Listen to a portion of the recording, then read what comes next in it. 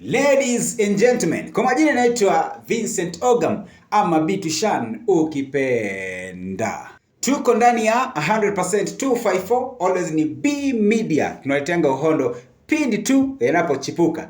Jose Chameleone anamkaribisha mwanao nyumbani baada ya kushikwa gerezani kule US. Mwanao ambaye alikuwa amehusika kwa domestic assault pale.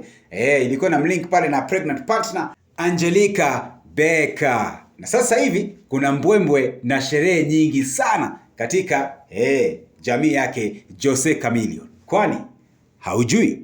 Sasa ushajua. Ndani ya B Media FM usitoke wala usibonyeze kidude. Tutakuletea mengine pindi tu yatakapojiri. Unasikiza B Media.